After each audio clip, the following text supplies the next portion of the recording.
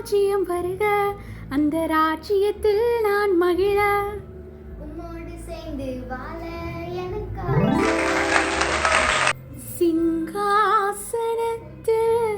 வீற்றிருக்கும் பரிசுத்தரே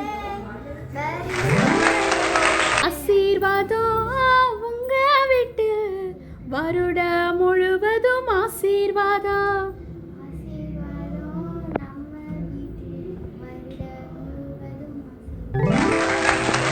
பரலோக கவனத்தை ஈர்க்க வேண்டுமே.